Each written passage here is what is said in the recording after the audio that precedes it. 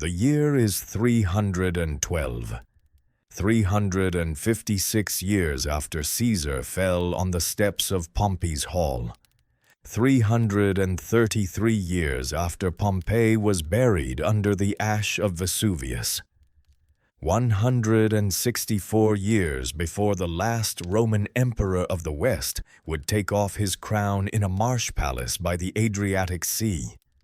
The Roman Empire still stands.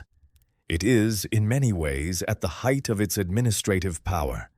It has roads, courts, soldiers, bureaucrats, taxation, and a population perhaps of 50 million people stretching from the foggy hills of Britain to the deserts of Egypt. But the empire is also, in the year 312, deeply troubled. It has no single ruler. It has, depending on how you count, 4, sometimes 5, sometimes 6. The system that was supposed to bring stability, a system invented by an old emperor named Diocletian 28 years earlier, has collapsed into a tangle of rival claimants, civil wars, and uneasy alliances.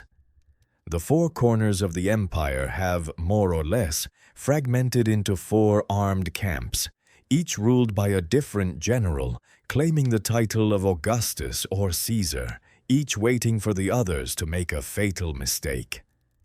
In this fractured empire, in the autumn of 312, 2 armies are about to meet just north of the city of Rome. One army is large, perhaps 100,000 men. It is commanded by a man named Maxentius, who holds Rome and Italy and most of North Africa, and who has been preparing to defend his throne for years. He has the city's stores of grain. He has the Senate. He has the holy treasures of the temples. He has, by every reasonable measurement, the advantage. The other army is small, perhaps 40,000 men. It is commanded by a man who, until 2 years ago, was a junior partner in the imperial system. He has marched that summer from Gaul, across the Alps, through the cities of northern Italy. He has won 2 minor battles. He has lost no soldiers he could not afford. And he has in his head a strange idea, a feeling, perhaps an obsession, that he is fighting not just for political power, but for something larger, something he cannot quite name. His name is Constantine. Tonight we travel to a single autumn evening, the evening of the 27th of October, 312, and to the morning that followed, to a Roman army camped on a plain north of the city, to a vision in the sky that may or may not have happened, to a small bridge across a brown river where the future of Christianity and of the Western world would be decided in the space of a single afternoon. The year is 312. The Roman Empire is about to begin its long, strange transformation into something it has never been before, a Christian state. Close your eyes. Let the long story begin. To understand why Constantine and Maxentius were marching toward each other in the autumn of 312, we must understand what had happened to the empire in the previous 50 years. The 3rd century had been catastrophic for Rome. We told some of this story when we spoke of the long fall of the empire, but for now the short version. Between the years 235 and 285, the Roman Empire had endured what historians now call the crisis of the 3rd century.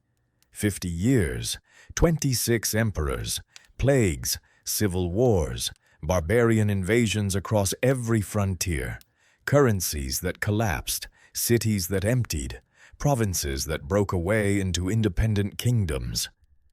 By the late 270s, the empire had nearly come apart. It had been saved, just barely, by a series of soldier emperors. tough Illyrian generals from the Balkan provinces who had ridden their armies from one frontier to another, putting out fires. The greatest of these soldier emperors was a man named Diocletian.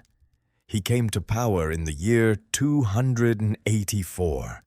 He was, by birth, the son of a freed slave. He had risen through the army on raw competence. He was, by all accounts, a deeply intelligent man, quiet, organized, ruthless when necessary, but with a gift for systems and structures that no Roman emperor had shown for centuries. Diocletian, looking at the empire he had inherited, made a radical decision. The empire, he concluded, was too large for one man to rule. He would split the work. He created a system that historians call the Tetrarchy, the rule of 4. There would be 2 senior emperors, each called an Augustus, ruling roughly the eastern and western halves of the empire. Beneath each Augustus would be a junior emperor, called a Caesar, who would help with the work and, eventually, succeed his senior. Diocletian himself would be the Augustus of the East. A general named Maximian would be the Augustus of the West. 2 younger generals named Galerius and Constantius would be the Caesars, Galerius under Diocletian, Constantius under Maximian. The system was beautiful, on paper. It distributed the burden of rule. It provided a clear succession plan. It gave each region of the empire its own emperor, close at hand, who could respond to crises quickly. It was meant to end, forever, the chaos of the 3rd century. It worked for about 20 years. Then, in the year 305, Diocletian did something unprecedented in 500 years of Roman imperial history. He retired. He abdicated.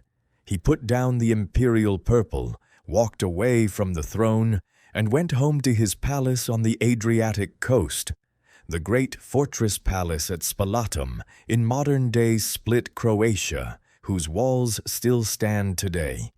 He forced his co-emperor Maximian to retire alongside him. The Tetrarchy continued under Galerius and Constantius, who were now the senior Augusti, with 2 new Caesars beneath them. But without Diocletian's iron will to hold it together, the system began to fray.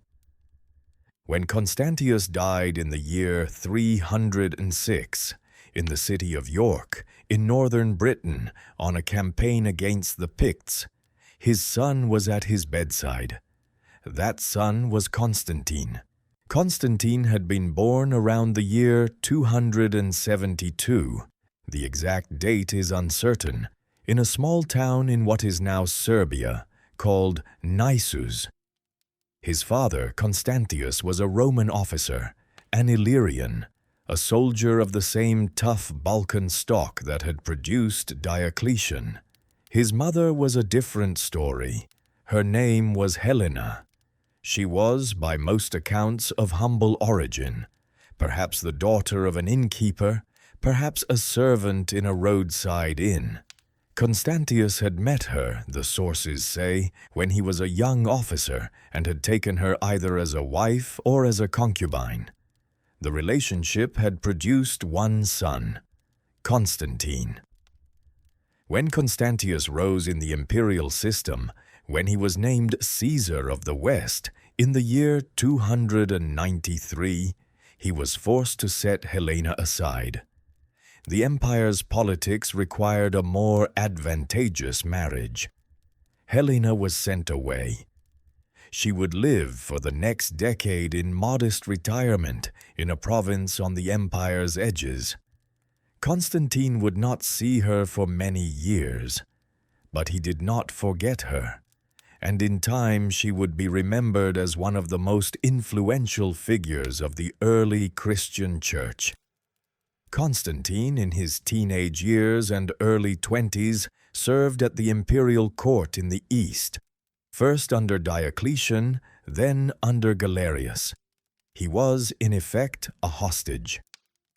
The Roman political system had always required the children of provincial commanders to serve at the imperial center, where they could be watched, educated, and, if necessary, executed if their fathers grew rebellious. Constantine learned in those years the inner workings of the Tetrarchy. He learned the Greek of the Eastern court. He learned the bureaucratic systems Diocletian had built. He learned, perhaps most importantly, how the Christians of the empire were treated. The Christians, by the early 4th century, were a substantial minority of the empire's population, perhaps 10%, perhaps more in some eastern provinces. They had grown over the previous 2 centuries from a small Jewish sect into a sprawling network of communities, each led by a bishop, connected by letters and traveling preachers and shared theology. They worshipped a single god. They refused to participate in the rituals of the imperial cult, the public sacrifices to the emperor's genius, the pinch of incense on the altar, the small acts of civic religion that the Romans considered the basic duty of every loyal subject. In the year 303, while Constantine was at the imperial court, Diocletian launched the largest persecution of Christians in Roman history. Churches were destroyed, scriptures were burned, bishops were arrested, Christians were tortured to make them renounce their faith. Those who refused were executed, beheaded, burned, fed to wild beasts in the arena, crucified.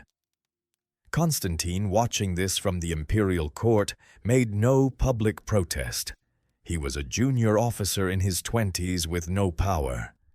But the persecution made an impression on him, though we cannot know from this distance exactly what kind. He saw Christians who would die rather than renounce their God.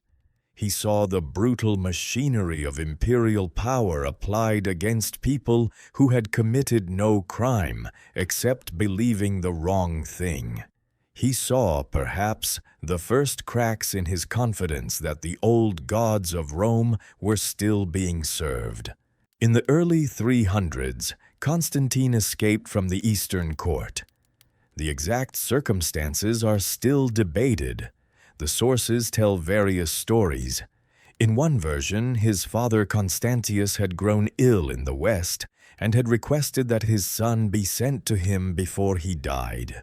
Galerius, the senior Augustus of the East, had reluctantly agreed, but had then changed his mind and tried to detain Constantine.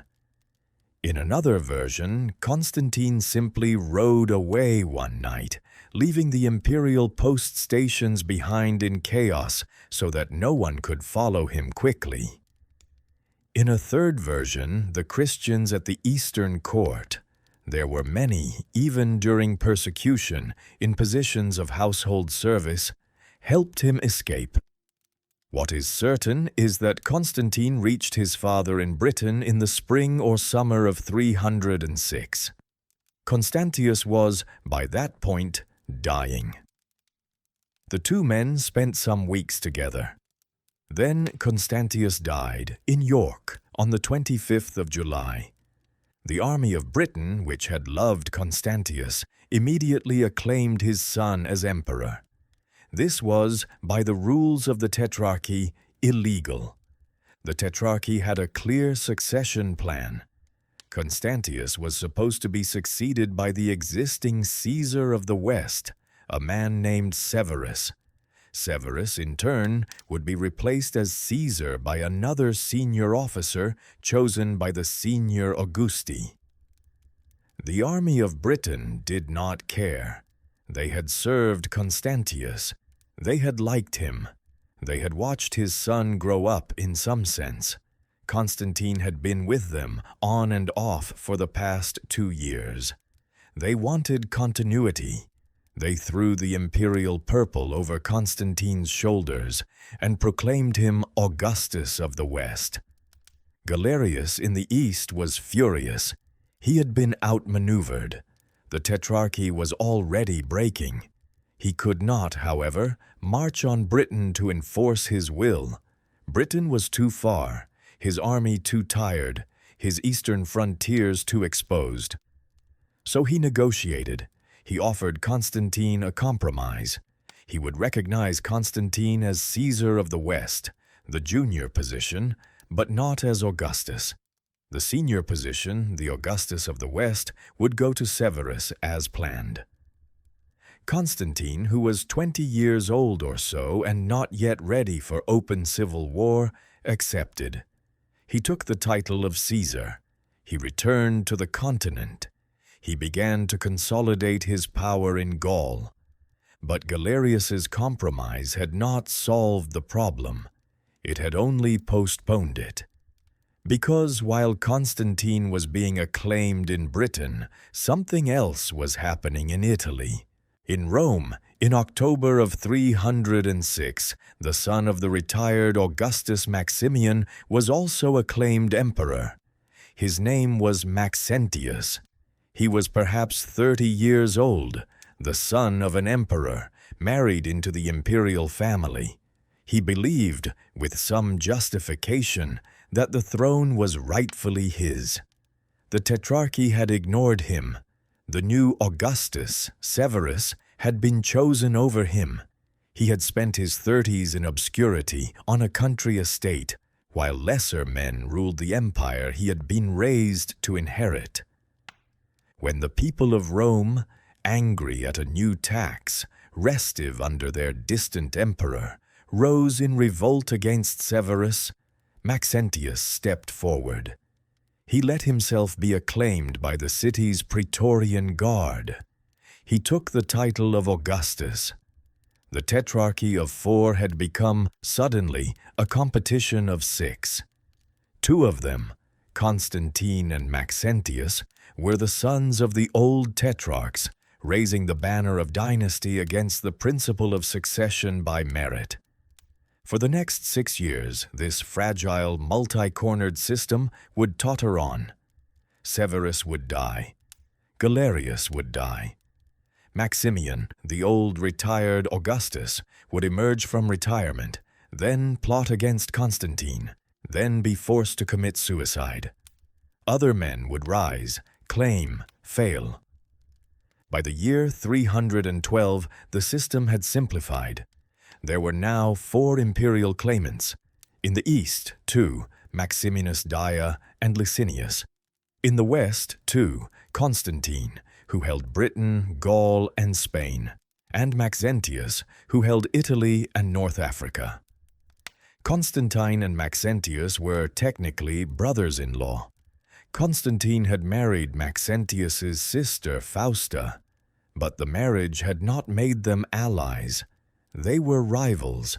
They were claimants to the same throne. And Constantine had decided in the spring of 312 that the time had come to settle the question. He marched south. The march south was extraordinary. Constantine had perhaps 40,000 men, drawn from the legions of Britain, Gaul, and Spain. It was a small army by Roman standards. Maxentius in Italy had at least 100,000 men, perhaps more, depending on how you count. He held the cities of northern Italy. He held the passes through the Alps. He held the great walled towns of the Po Valley. He held, most importantly, Rome itself, a city whose walls had been recently strengthened, whose granaries were full, whose population was loyal. By every reasonable military calculation, Constantine should not have invaded. He invaded anyway. Pause. He crossed the Cottian Alps in the spring of 312. He came down into the Po Valley. He met his first major opposition outside the city of Turin. Maxentius's general had taken position on a flat plain east of the city. He had heavy cavalry, clibanarii, fully armored horsemen, the elite of the late Roman military, riders and horses both encased in iron. They were intended to charge in a great wedge, splitting an enemy line, scattering it before the main infantry could engage. Constantine, by the sources, did something unexpected. He let the heavy cavalry charge. Then, just as the wedge was about to strike, he pulled his line aside, opened it like a curtain, and let the cavalry pass through. The Clibanarii, with their massive momentum, rode into empty space. They could not stop. They could not turn quickly. And as they slowed, Constantine's lighter cavalry closed around them, surrounded them, and cut them down. By the end of the day, Maxentius's first army was destroyed. The city of Turin opened its gates. Constantine moved east. He won a second battle at Verona, a longer and bloodier fight in which Maxentius's senior general, Ruricius Pompeianus, was killed. He took Verona. He marched on. By the late summer of 312, Constantine controlled all of northern Italy. The cities of Milan, Brescia, Verona, Aquileia all opened their gates, and the civilian populations in many cases welcomed him. He had, the sources agree, been remarkably restrained. He had not allowed his soldiers to plunder the cities they took. He had paid for supplies. He had treated prisoners with dignity. He had presented himself in 100 small gestures as a liberator rather than a conqueror. The reputation he built that summer would prove crucial. By the time he approached Rome itself in the autumn, the people of Italy were ready to welcome him. The people of Rome, however, were a different matter. They had, for now, no choice. Their emperor was Maxentius, and Maxentius had decided to make his stand. Maxentius's strategy in those first weeks of October was uncertain. The sources are confused. Some accounts suggest that he intended originally to wait Constantine out behind the great walls of Rome. The Aurelian walls, built only 40 years earlier, 12 miles in circumference, 18 feet thick, the strongest urban defenses in the empire. Rome had supplies for months. Rome had defenders. A siege in late autumn would have been miserable for Constantine, with winter approaching and his lines of supply stretched dangerously thin. But Maxentius did not stay behind the walls. He marched out. Why he made this decision is one of the great unsolved questions of the campaign. Perhaps the city was running short of grain after all. Perhaps the Senate had pressured him. Perhaps the Sibylline books, the ancient prophetic texts that the Romans consulted in moments of crisis, had told him that the enemy of the Romans would die that day, and he had decided this meant Constantine. Perhaps he was simply tired of waiting. Oh, perhaps he had made a fatal miscalculation about his own strength. Whatever the reason, on the morning of the 28th of October, 312, Maxentius led his army out of Rome, across the Tiber, to a place called Saxa Rubra, the Red Rocks, about 10 miles north of the city. He drew his army up in front of the Milvian Bridge. The bridge was at his back. The Tiber was at his back. He had committed himself to an offensive battle in open ground against an army he outnumbered. But before that battle, on the evening of the 27th, something had happened in Constantine's camp. The story of what happened on the evening of the 27th of October is the most famous story in the entire Constantinian narrative. It is also one of the most disputed. We have two main accounts. They are quite different from one another. They were written by men who knew Constantine, who had spoken to him, who had reason to believe what they wrote, and yet they disagree. The earlier of the two accounts is by a man named Lactantius. He was a Christian rhetorician, a teacher of public speaking. He had been recruited by Constantine around the year 310 to tutor Constantine's eldest son Crispus.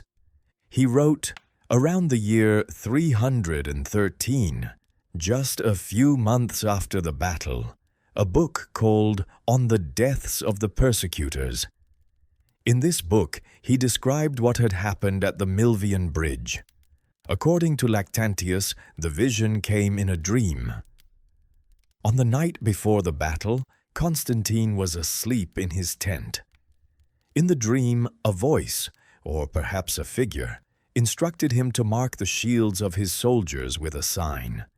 The sign was the Chi Rho, the first two letters of the name of Christ in Greek, X and P, superimposed on each other. Constantine woke up. He gave the order. The shields were marked. The next day, the army won. The second account is by a more famous writer, Eusebius of Caesarea, the great Christian historian, who would later write a biography of Constantine.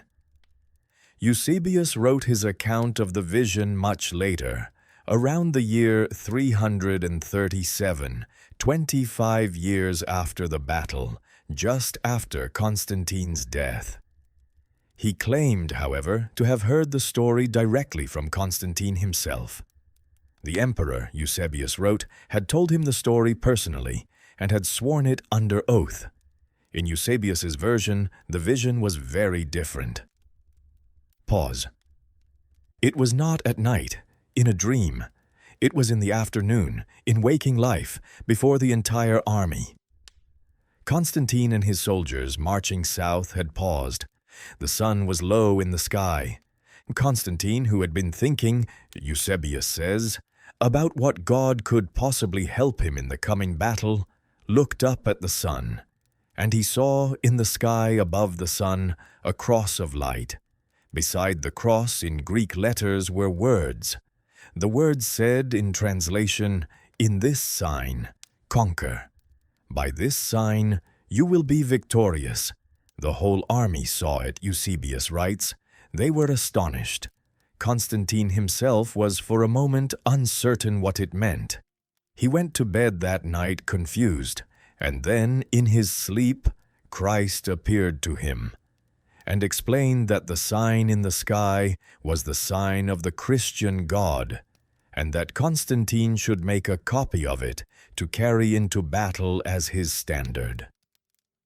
The next morning, Constantine ordered his craftsmen to make a great battle standard in the form of a long spear with a transverse bar near the top and the Chi Rho monogram at the very top.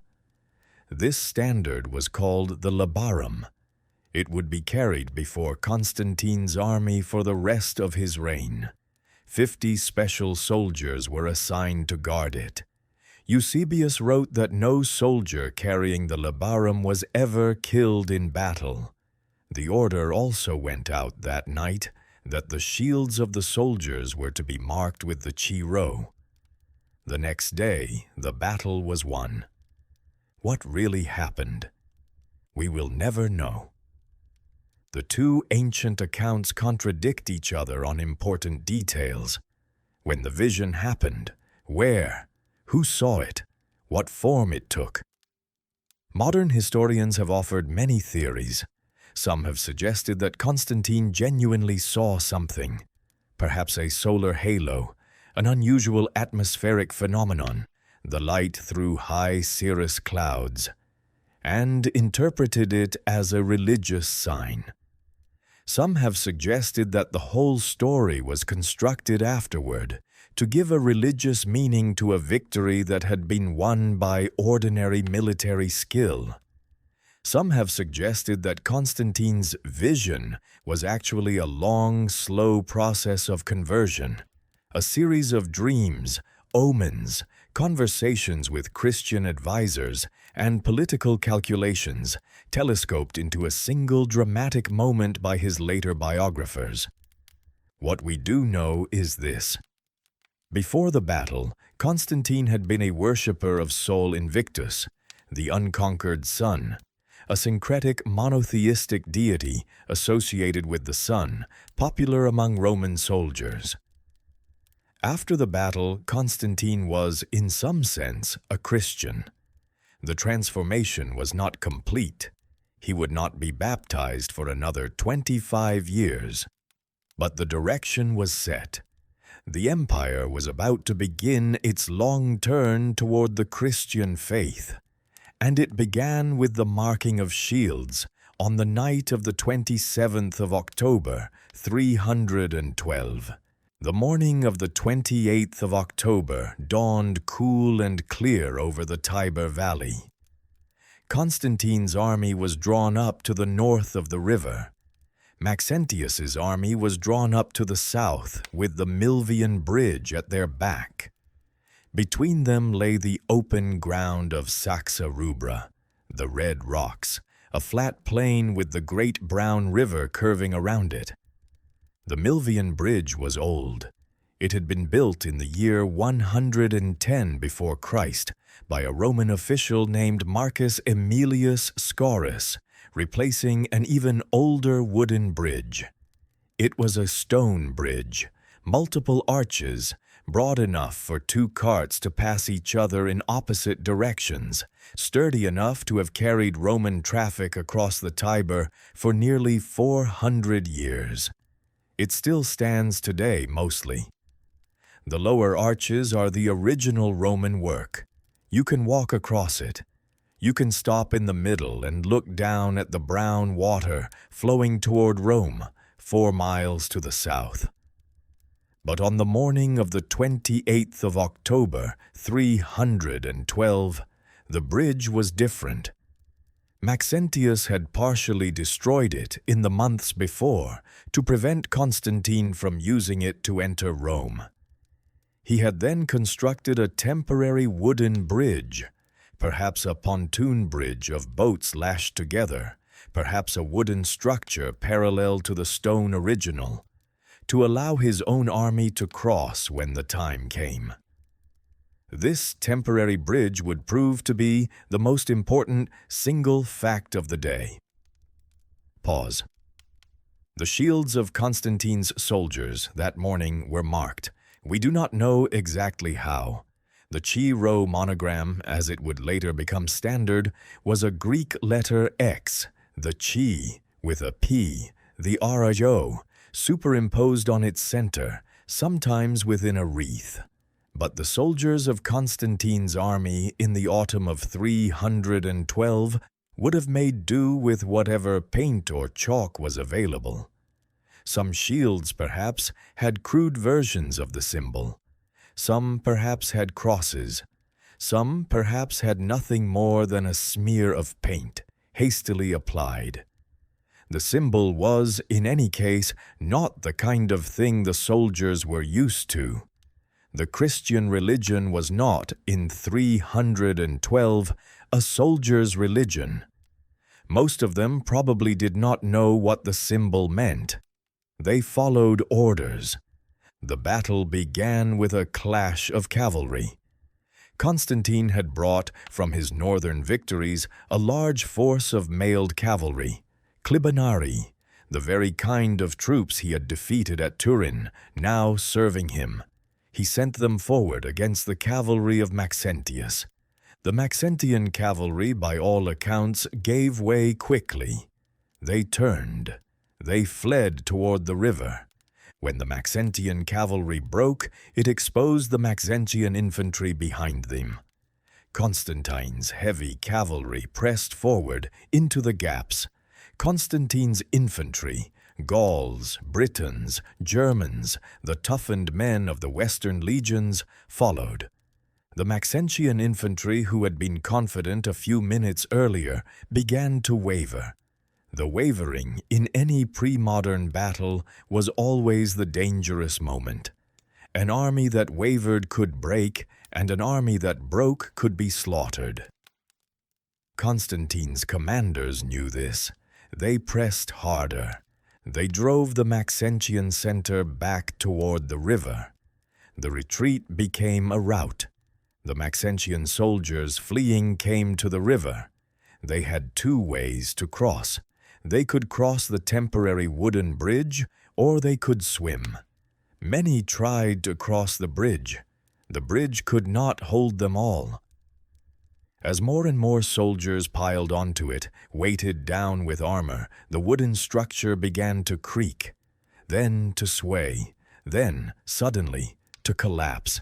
Hundreds of soldiers fell into the Tiber. In their armor, in the cold autumn water, they could not swim. They could not float. They went under. They drowned. Maxentius himself was on the bridge when it gave way. He had, the sources agree, been trying to retreat across with his guards, perhaps to organize a defense back in Rome, perhaps simply to escape the disaster unfolding on the field. When the bridge collapsed, he fell into the water with everyone else. His armor, by all accounts, was heavy. The current took him quickly. He was swept downstream. His body, when it was recovered the next day, was identified by his servants. His head was cut from his body. It was paraded through the streets of Rome on a spear. The Battle of the Milvian Bridge had lasted perhaps half a day. The empire of Maxentius was over. Rome, on the afternoon of the 28th of October, did something remarkable. The city threw open its gates. The senators of Rome, who had supported Maxentius for 6 years, who had decorated him with honors, voted him triumphs, celebrated his birthday with public games, sent a delegation to Constantine before the day was out. They congratulated him on his victory. They invited him to enter the city. They would, they assured him, recognize him immediately as the rightful Augustus of the West.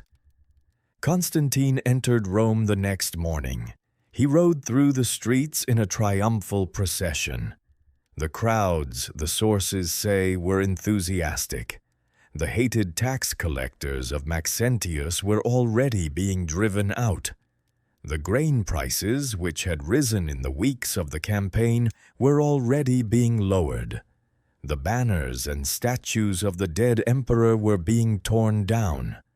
The head of Maxentius on its spear was being carried through the forum, where it could be seen and confirmed by all who had ever doubted that the new emperor had truly won. Constantine accepted the Senate's submission. He addressed the assembled senators in the Curia, the Senate House, just rebuilt by Diocletian after a fire, its marble floor not yet worn by use. He promised them mercy.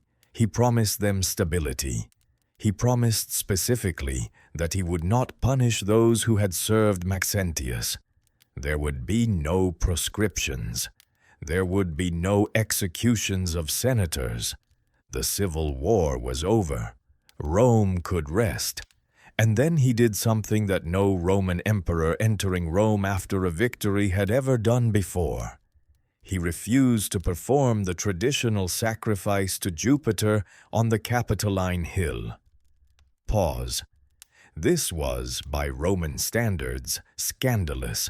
For nearly 1,000 years since the founding of the Republic, the conqueror returning to Rome had climbed the Capitoline Hill at the head of his procession, had ascended to the great temple of Jupiter, Optimus Maximus, and had sacrificed to the chief god of the Roman state. The sacrifice was the formal acknowledgement that Rome's success was due to the favor of Rome's gods. To skip it was, in Roman religious thought, an offense against the gods themselves. It was the kind of thing that brought disasters, earthquakes, plagues, military defeats down on a city. Constantine, on that 29th day of October, 312, refused. The sources do not entirely agree on the details. Some say he climbed the hill but offered only the secular thanksgiving, the human gestures of victory, without the sacrificial portion. Some say he avoided the hill altogether. Whatever the exact form, the meaning was clear. The new emperor was not going to begin his reign by acknowledging the old gods. The senators watching must have been astonished. Some of them, perhaps, were also relieved. Maxentius's regime had been pagan in the most ostentatious way. He had restored old temples. He had revived old festivals. He had presented himself as the protector of the ancient Roman religion. To have a new emperor who quietly walked away from all of that, without making a public confrontation, was in some ways easier than the alternative. But the watchers among the Christian community, who had survived a decade of persecution, who had lost friends and family to the imperial machine, those Christians understood immediately that something extraordinary had happened.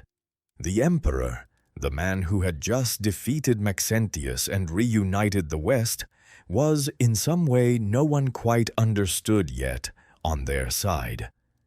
Constantine spent only a few months in Rome that winter. He had work to do elsewhere. He needed to consolidate his control over the western provinces. He needed to negotiate with Licinius, the Augustus of the East, about the future of the empire. He needed, above all, to begin to think about what kind of emperor he was now going to be. In February of 313, Constantine met with Licinius at Milan in northern Italy. The two men were brothers-in-law. Licinius had recently married Constantine's half-sister, Constantia. They were now, with Maxentius dead and the eastern claimant Maximinus Daia under pressure, the only two real powers left in the empire. At Milan they did three things. They confirmed their alliance against Maximinus Daia. They divided the empire between them, Constantine in the west, Licinius in the east, and they issued a joint declaration that would change the world. It is called, in the histories, the Edict of Milan. The Edict of Milan, issued in the early months of 313, was not technically an edict at all. It was a letter, a joint imperial letter, signed by both Constantine and Licinius, sent to the provincial governors of the empire, instructing them on the new policy regarding religion. The policy was simple and revolutionary. All persons in the Roman Empire, the letter said, would be free to worship whatever god they chose, in whatever way they chose. The Christians, in particular, would have their property restored. Churches that had been confiscated during the persecutions would be returned. Christians who had been imprisoned would be freed. Christians who had been forced into exile would be allowed to return home. The persecution was over, officially, permanently, by imperial command. This was, in the long history of Roman religious policy, a sea change. The Romans had always tolerated, in a practical sense, many religions. The empire contained dozens of cults, from the worship of Egyptian Isis to the rituals of Persian Mithras to the philosophical teachings of the Greek mystery religions. As long as a cult did not threaten public order, the Romans had generally let it alone. But the Christians had been a different case. They were the one group that had refused to participate, even formally, in the imperial cult. The worship of the emperor's genius, the small public ritual of loyalty that the Romans considered a basic civic duty. Christians had been persecuted, off and on for 250 years, in part because they would not perform that ritual. Diocletian's persecution, the most recent and the worst, had been a deliberate attempt to break the Christian movement once and for all. The Edict of Milan ended all of that. Christians could not just exist, they could exist openly, with property, with churches, with bishops, with public assemblies. They were now equal to every other religious group in the empire. The edict did not, however, make Christianity the state religion. That step would not be taken for another 70 years, until the reign of Theodosius I in the late 300s. What the edict did was something more subtle. It made Christianity respectable. It made it possible for Christians to rise in imperial service, to hold high office, to influence the emperor directly. It opened the door. Pause. In the years after Milan, Constantine began to walk through that door. He gave grants of land to the Christian church. He paid for the construction of churches, including, eventually, the great Basilica of St. Peter on Vatican Hill in Rome, on the site where, by Christian tradition, the Apostle Peter had been buried after his crucifixion under Nero. Constantine could not have known when he commissioned that church that 1,500 years later it would be replaced by an even greater building, St. Peter's Basilica, the spiritual center of the Roman Catholic Church, designed in part by Michelangelo, completed in the 17th century. But the foundation he laid in the early 320s made all of that possible. He intervened in church affairs. When the Christians of North Africa began to argue about the legitimacy of a particular bishop, the so-called Donatist controversy, Constantine, the layman, the soldier emperor, called the bishops together and tried to mediate. He failed. The Donatist controversy would continue for another century. But the precedent was set. The Roman emperor was now a player in Christian theology. The state and the church were henceforth intertwined. He gave Sundays, the day of the sun, his old religion's holy day, and also the day of the Christian resurrection, official recognition as days of rest, when courts would not sit and businesses would close. The Sunday weekend, which most of the Western world still observes, 16 centuries later, dates from this decree. He passed laws favorable to the Christian faith. The clergy were exempted from civil duties. Churches could now receive bequests in wills. Christianity was being, slowly, woven into the legal fabric of the empire. But the great moment was still to come. In the year 325, Constantine would do something that would shape the development of Christian theology for the next 17 centuries. He would call a council. By the early 320s, Christianity was tearing itself apart. The argument was theological, but it was also political, also social, also local. It had begun in the great city of Alexandria, in Egypt, around the year 318. A priest named Arius, an articulate theologian with a substantial following, had begun to teach that Jesus Christ, the Son of God, in Christian theology, was not, in fact, fully God in the same sense as the Father. Christ, Arius argued, was a created being, the highest, most exalted of all created beings, but still created, still subordinate to the Father, still distinct from the Father in essential nature. Other Christians disagreed. They argued with equal articulateness that the Son was fully God, of one substance with the Father, eternal and uncreated.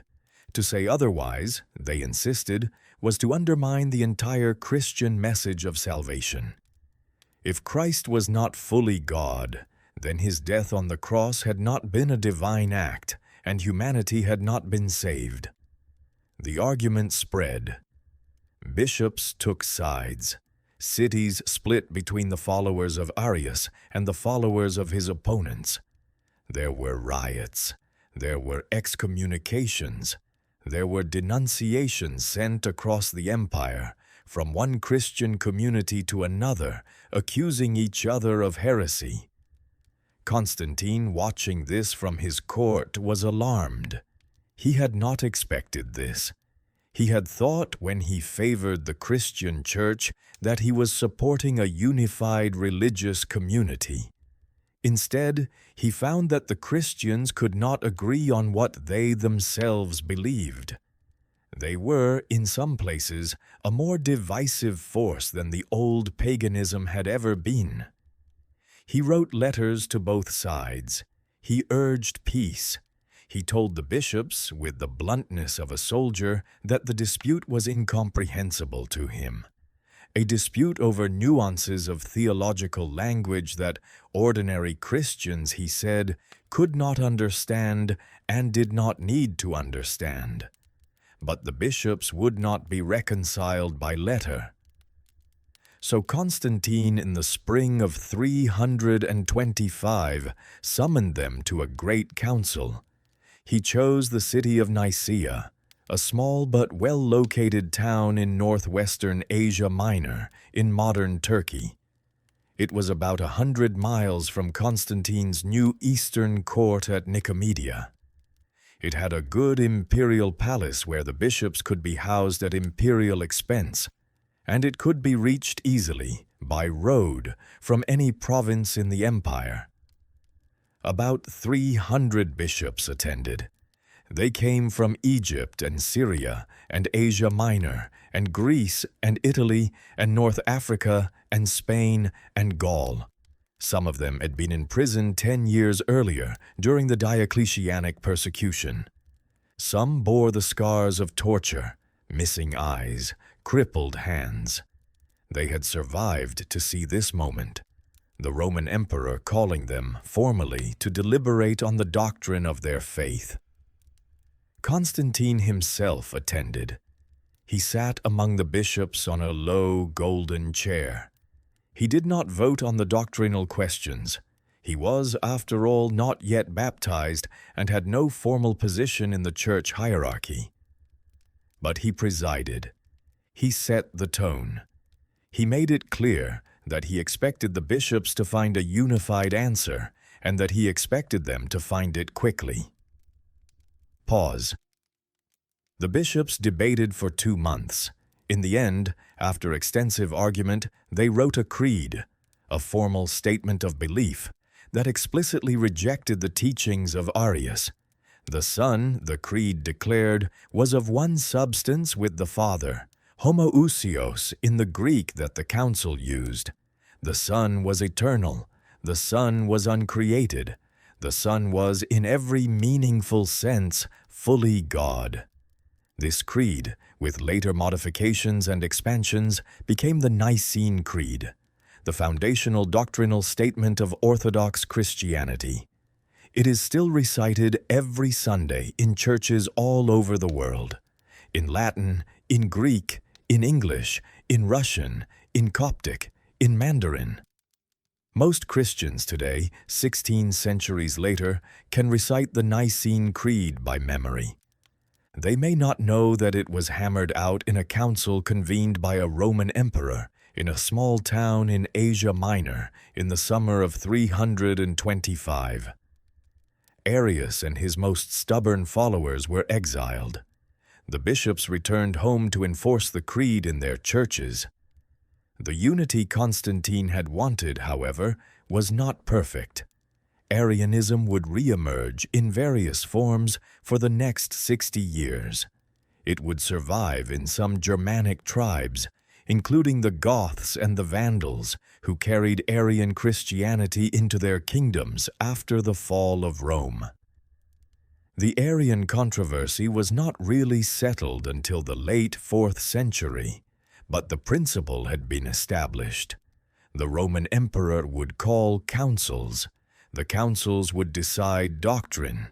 The state and the church going forward would be partners, sometimes uneasily, sometimes violently, but always entangled, in the long work of governing both bodies and souls. In the year 324, a year before the Council of Nicaea, Constantine had defeated his last remaining rival, his brother-in-law Licinius, the Augustus of the East. Licinius had been a competent emperor and a difficult ally. The two men had cooperated more or less for a decade, but by the 320s the empire could no longer hold two co-equal Augusti. They went to war. Constantine won. Licinius was captured, imprisoned, and eventually executed. For the first time in nearly 50 years, the Roman Empire had a single ruler. Constantine, now in his early 50s, looked at his vast inheritance. It stretched from the Atlantic to the Euphrates, from the Sahara to the North Sea. It was the largest unified empire he had ever known. It needed, he decided, a new capital. Pause. Rome itself was no longer a practical capital. The center of the empire's economic gravity had shifted east. The richest provinces were now in Asia Minor, Syria, Egypt, far from Rome. The most threatening enemies, the Persian Empire to the southeast, the Gothic peoples beyond the Danube to the north, were on the eastern frontiers. An emperor who tried to govern from Rome would always be too far from the action. Diocletian had recognized this decades earlier and had effectively moved his court to the city of Nicomedia on the eastern shore of the Sea of Marmara. But Nicomedia, while well-placed, was not a great city. It was not, in the Roman imagination, a worthy second Rome. Constantine wanted something more. He chose a different site. A few miles west of Nicomedia, on the European side of the Bosphorus, lay an ancient Greek city called Byzantium. It had been founded by tradition around the year 660 before Christ, making it about 1,000 years old at the time. It had been a minor trading port for centuries. It had been involved in many of the wars of the eastern Mediterranean, but it had never been a major capital. Its location, however, was extraordinary. Byzantium sat on a triangular peninsula, with the Sea of Marmara to the south, the great natural harbor of the Golden Horn to the north, and the narrow strait of the Bosphorus to the east. It was almost impregnable by sea. The Bosphorus current was treacherous, the harbor easily defended. It was difficult to attack by land. The peninsula could be sealed off by walls across its narrow western neck. It controlled the trade routes between the Aegean and the Black Sea. It controlled the bridge between Europe and Asia. In the year 324, on the very day after his victory over Licinius, Constantine, the sources say, paced out the boundaries of his new city, on horseback, with a spear in his hand. He laid out a vast new urban area, expanding the old Greek city perhaps 4 times over. He commissioned palaces, churches, baths, hippodromes, forums, statues. He renamed the city after himself, Constantinopolis, the city of Constantine. We know it now as Constantinople, and since the year 1530, when the Ottoman Empire formally renamed it, as Istanbul. The new city was dedicated, with great ceremony, on the 11th of May, in the year 330. It was a Christian city from its first day. Its great churches were Christian. Its public processions were Christian.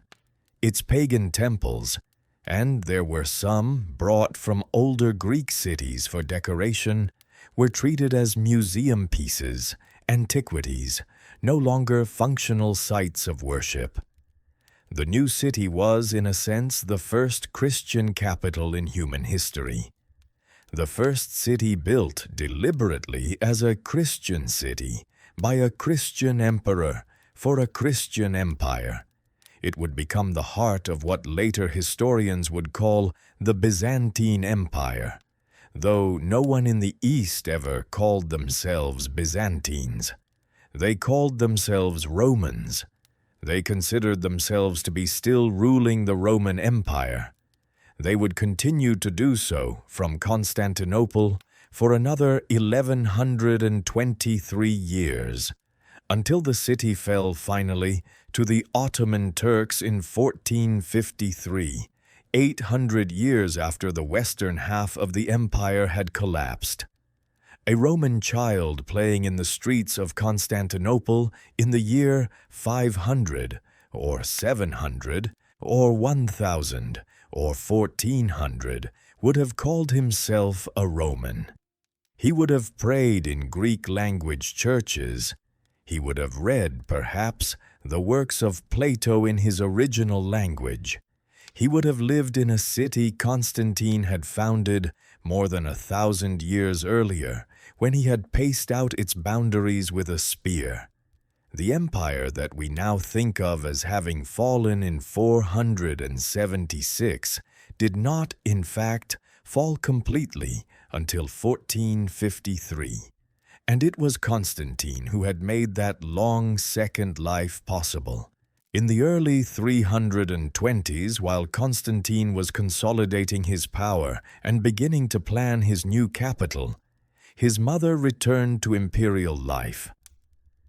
Helena had been set aside decades earlier when Constantine's father had married a more politically advantageous wife. She had spent the years of the Tetrarchy in obscurity, but when Constantine became emperor, he summoned her back to court. He gave her the formal title of Augusta, Empress in the Latin sense. He had coins minted with her image. He gave her her own treasury, her own court, her own retinue. She was suddenly one of the most powerful women in the world. She was by then perhaps in her late 70s, or even older. The exact date of her birth is unknown. Sources place it somewhere between the years 246 and 250. She was, by every account, a Christian. Pause. Whether she had always been a Christian, or whether she had converted in her son's reign, is not clear. The sources are contradictory. What is clear is that, by the 320s, Helena was deeply committed to the Christian faith, and that she used her position to support it. She built churches, she funded charities, she freed prisoners, she visited the poor, and in her last years she made a remarkable journey. Around the year 326, Helena, now perhaps 80 years old, set out on a pilgrimage. She traveled from Constantinople across the Mediterranean to the Holy Land. She visited the sites associated with the life and death of Christ. She was, according to all later sources, the first Christian pilgrim of imperial rank to make the journey. She visited Jerusalem. She visited Bethlehem. She visited the Mount of Olives. At each site she ordered the construction of a church to mark the place. The Church of the Nativity in Bethlehem, on the site where Christ was traditionally said to have been born. Helena commissioned its first construction. The Church of the Holy Sepulchre in Jerusalem, on the site where Christ was traditionally said to have been crucified and resurrected. Helena commissioned its construction too. Both churches, in modified forms, still stand today. Both are still pilgrimage destinations. Both date their existence as Christian sites to Helena's intervention. She is also said, though this is later legend, to have discovered the true cross. The story, which appears in Christian writers from about the year 390 onward, runs as follows. Helena, in Jerusalem, ordered her workmen to dig at the site where Christ had been crucified. They dug. They found, beneath the ruins of a pagan temple that the Emperor Hadrian had built over the site 2 centuries earlier, 3 wooden crosses. One of them, by some unspecified miracle, perhaps by touching a sick woman who was healed, perhaps by raising a dead man who breathed again, was identified as the cross of Christ. The other 2 were the crosses of the thieves who had been crucified beside him. This story, which historians now generally regard as a later legend rather than a contemporary fact, became enormously powerful in the medieval Christian imagination. The true cross, divided into countless fragments over the centuries, was venerated as the holiest relic in Christendom. Crusaders fought for it. Kings paid fortunes for fragments of it. Cathedrals were built to house pieces of it.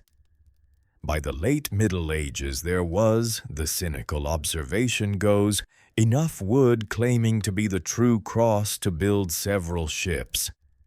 Helena herself returned to Constantinople and died there in the year 330, at perhaps 80 years of age. She was canonized eventually as a saint of the Christian Church. Her feast day is the 18th of August in the Roman Catholic Church. Her tomb was originally in the great mausoleum of Helena outside Rome, where its surviving porphyry sarcophagus is now displayed in the Vatican museums. Visitors today can stand before the great red stone box and remember the woman who had been an innkeeper's daughter and a soldier's wife and a forgotten ex-mistress and finally an empress and a saint. The Milvian Bridge is still there. It still spans the Tiber, 4 miles north of the center of modern Rome. The lower sections of the original Roman stonework, the sections from 110 before Christ, are still in place. They have been repaired many times, rebuilt in places, supplemented with later medieval and Renaissance modifications. But the basic structure, the basic curve of the arches over the brown water, is recognizably the bridge that Constantine and Maxentius's armies fought across in the autumn of 312. You can walk across it. There is no toll, no barrier, no guards. The bridge today is closed to automobile traffic, pedestrians only, and it is a popular evening stroll for young Romans who come to watch the sunset over the river. There is a small bar at the southern end where you can sit with a glass of wine. There is, on the bridge itself, in recent years, a tradition of attaching small padlocks to the railings, engraved with the names of lovers, the dates of engagements, though city officials have periodically removed them all to prevent damage to the medieval ironwork. You can stand in the middle of the bridge in the late afternoon and watch the brown water of the Tiber flow toward the city, toward the Vatican, toward the sea. The water is the same water, flowing through the same banks, around the same bends, that carried away the body of Maxentius on the 28th of October, 312. You can stand in Rome itself, in the Church of Santa Croce in Jerusalem, the Church of the Holy Cross in Jerusalem, on the southeastern edge of the ancient city. The church was founded by Helena around the year 325 on the site of her own imperial palace. She had soil from Calvary brought back from Jerusalem and spread on the floor of the chapel, so that the church was, in a real and literal sense, in Jerusalem. The Roman ground beneath the marble is by tradition holy ground. Inside the church, in a small modern chapel, are kept a number of relics that Helena, by the medieval traditions, brought back from her pilgrimage. fragments of the true cross. The titulus, the wooden plaque, said to have been nailed above Christ's head. 2 thorns from the crown of thorns, a nail from the cross, a finger of the Apostle Thomas. How many of these relics are authentic? It is impossible to say. Their provenance is uncertain. Their history for centuries between Helena and the modern era is poorly documented. Modern scholarship is divided. Some experts believe the wooden fragments are ancient, perhaps even of Roman period. Others believe they are medieval. The Church itself maintains formally that the question of authenticity is secondary. What matters is the faith they have inspired and the prayers they have witnessed for 16 centuries. You can stand in front of the relics, behind their reinforced glass, in the small chapel, and remember the strange chain of events that brought them there. A vision before a battle, a pilgrim mother on the road to Jerusalem, a church built on imported soil, a faith that survived the fall of an empire and has lasted in some form into our own time. Pause. You can stand, finally, in Istanbul. The walls of Constantine's city are still there in many places. The great hippodrome, where chariot races were held in his time, is now a Turkish public square, Sultanahmet Meydanı, with the obelisks and columns of the original Roman stadium still standing in their original positions, on a green strip of grass between 2 great mosques. The Hagia Sophia, the great church built by the Emperor Justinian 200 years after Constantine, on the site where Constantine's own first cathedral had stood, is still there. Converted to a mosque after the fall of Constantinople, then a museum, and most recently a mosque again, but always in some sense a Christian building. Its mosaics, beneath the calligraphy added by the Ottomans, still depict Christ and the saints. You can stand in front of the Hagia Sophia on a clear morning and look at the great domes and the slender minarets and the layered centuries of empire piled on top of each other. Christian, then Islamic, then secular, then Islamic again. The complicated inheritance of a city that has been the capital of empires for 1600 years. And all of it, in some way, traces back to a single moment. A vision in the sky, a small bridge across a brown river, a Roman emperor who, on a single autumn day, decided that the gods of his ancestors were no longer enough. The legacy of Constantine is one of the most disputed questions in Western history. To some Christians, he is a saint. The Eastern Orthodox Church, in particular, calls him equal to the apostles, a title given to a handful of early Christian leaders deemed especially important to the spread of the faith. His feast day in the Eastern Church is the 21st of May. He is depicted in icons, in churches across the Orthodox world, alongside his mother Helena, both of them holding crosses, both of them crowned, both of them dressed in imperial gold. To other Christians, he is a deeply problematic figure. The Roman Catholic Church does not formally venerate him as a saint, in part because of the dark events of his later years. The executions of his son and wife, the lingering questions about his motives. Protestant traditions, especially since the Reformation, have often viewed Constantine with suspicion, as the man who corrupted the early Christian movement by entangling it with political power, who turned a persecuted faith of the poor into a state religion of the wealthy. The phrase Constantinian shift is sometimes used in modern Protestant theology to describe a moment of historical wrong turning, the moment Christianity stopped being a religion of resistance and became a religion of empire.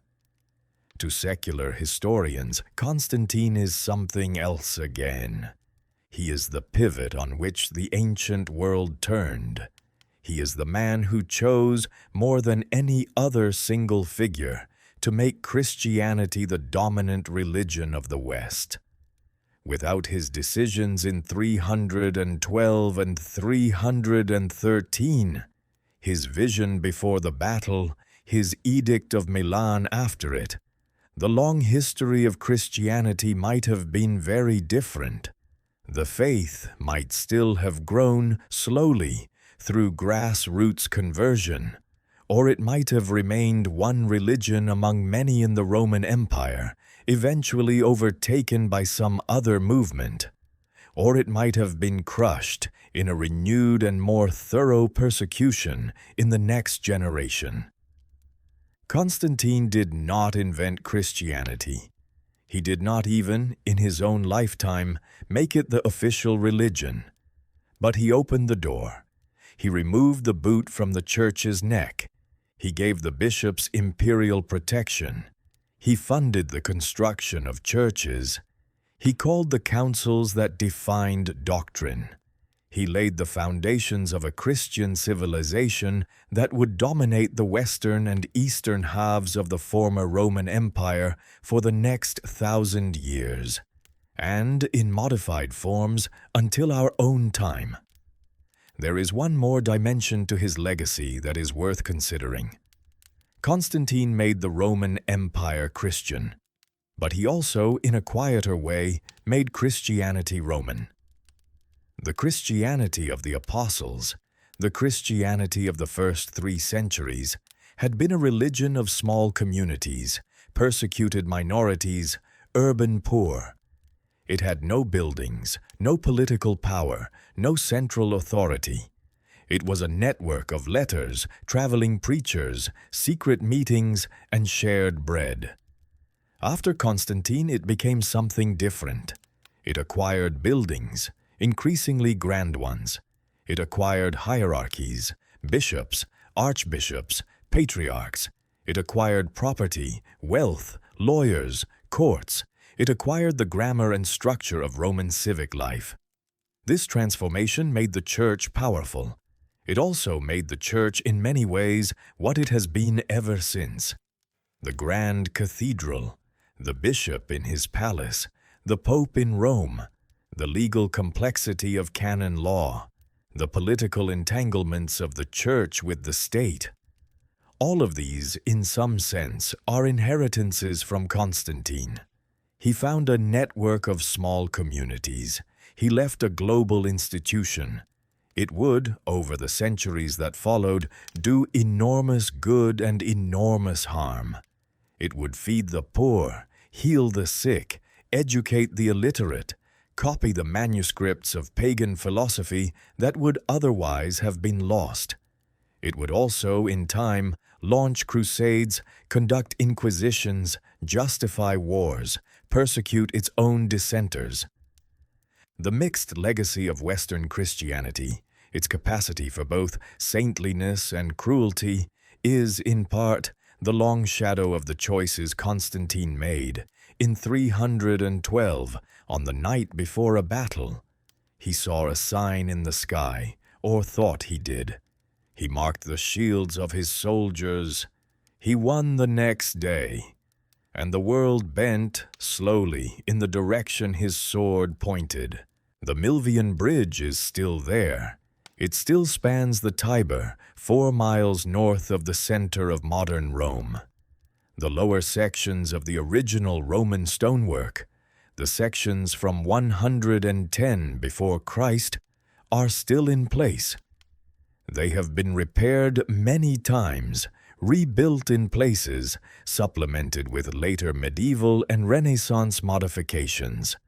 But the basic structure, the basic curve of the arches over the brown water, is recognizably the bridge that Constantine and Maxentius's armies fought across in the autumn of 312. You can walk across it. There is no toll, No barrier, no guards. The bridge today is closed to automobile traffic, pedestrians only, and it is a popular evening stroll for young Romans who come to watch the sunset over the river. There is a small bar at the southern end where you can sit with a glass of wine. There is, on the bridge itself, in recent years, a tradition of attaching small padlocks to the railings, engraved with the names of lovers, the dates of engagements, though city officials have periodically removed them all to prevent damage to the medieval ironwork. You can stand in the middle of the bridge in the late afternoon and watch the brown water of the Tiber flow toward the city, toward the Vatican, toward the sea. The water is the same water, flowing through the same banks, around the same bends, that carried away the body of Maxentius on the 28th of October, 312. Pause. You can stand in Rome itself in the Church of Santa Croce in Jerusalem, the Church of the Holy Cross in Jerusalem, on the southeastern edge of the ancient city. The church was founded by Helena around the year 325 on the site of her own imperial palace. She had soil from Calvary brought back from Jerusalem and spread on the floor of the chapel, so that the church was, in a real and literal sense, in Jerusalem. The Roman ground beneath the marble is, by tradition, holy ground. Inside the church, in a small modern chapel, are kept a number of relics that Helena, by the medieval traditions, brought back from her pilgrimage. Fragments of the true cross. The titulus, the wooden plaque, said to have been nailed above Christ's head, 2 thorns from the crown of thorns, a nail from the cross, a finger of the Apostle Thomas. How many of these relics are authentic? It is impossible to say. Their provenance is uncertain. Their history, for centuries between Helena and the modern era, is poorly documented. Modern scholarship is divided. Some experts believe the wooden fragments are ancient, perhaps even of Roman period. Others believe they are medieval. The Church itself maintains, formally, that the question of authenticity is secondary. What matters is the faith they have inspired and the prayers they have witnessed for 16 centuries. You can stand in front of the relics, behind their reinforced glass, in the small chapel, and remember the strange chain of events that brought them there. A vision before a battle, a pilgrim mother on the road to Jerusalem, a church built on imported soil, a faith that survived the fall of an empire and has lasted in some form into our own time. You can stand, finally, in Istanbul. The walls of Constantine's city are still there in many places. The great hippodrome, where chariot races were held in his time, is now a Turkish public square, Sultanahmet Meydanı, with the obelisks and columns of the original Roman stadium still standing in their original positions, on a green strip of grass between 2 great mosques. The Hagia Sophia, the great church built by the Emperor Justinian 200 years after Constantine, on the site where Constantine's own first cathedral had stood, is still there. Converted to a mosque after the fall of Constantinople, then a museum, and most recently, a mosque again, but always, in some sense, a Christian building. Its mosaics, beneath the calligraphy added by the Ottomans, still depict Christ and the saints. You can stand in front of the Hagia Sophia on a clear morning and look at the great domes and the slender minarets and the layered centuries of empire piled on top of each other. Christian, then Islamic, then secular, then Islamic again. the complicated inheritance of a city that has been the capital of empires for 1,600 years. And all of it, in some way, traces back to a single moment. A vision in the sky, a small bridge across a brown river, a Roman emperor who, on a single autumn day, decided that the gods of his ancestors were no longer enough. It is late now. Close your eyes. Let Constantine rest in the church of the holy apostles in his city, beneath the great dome surrounded by the symbolic tombs of the 12 apostles. The original tomb was destroyed when the Ottomans took the city 1,100 years after his death. The church was demolished, the bones were scattered, the relics were lost. But somewhere in the long history of the city he built, the dust that was Constantine still rests in the soil he claimed. Let Maxentius rest in the bottom of the Tiber, where the cold water took him on a single autumn afternoon. His body was recovered, his head was paraded, his memory was condemned. But the man himself, the son of an emperor, the husband, the father, the rival, slipped beneath the brown water in the moment of his greatest defeat, and the water has been flowing over his grave for 16 centuries. Let Helena rest in her porphyry sarcophagus in the Vatican museums, the innkeeper's daughter who became an empress, the discarded wife who outlived her rival, the pilgrim who walked the streets of Jerusalem at 80, who built churches that still stand, who is remembered as a saint by half the Christian world. Let Lactantius rest, the rhetorician who wrote the first version of the vision, who served as tutor to a doomed prince. Let Eusebius rest, the bishop who wrote the second version, who heard the story from the emperor himself, who wrote the first history of the Christian church. Let Crispus rest, the executed son, whose memory was erased and then slowly recovered.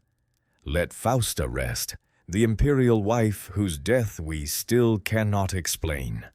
Let all of them, the bishops who debated at Nicaea, the soldiers who marked their shields with the Chi Rho, the Christians who came out of hiding, the pagans who watched their old gods slowly forgotten, the millions of unknown men and women who lived through the slow turn of an age, let all of them finally rest.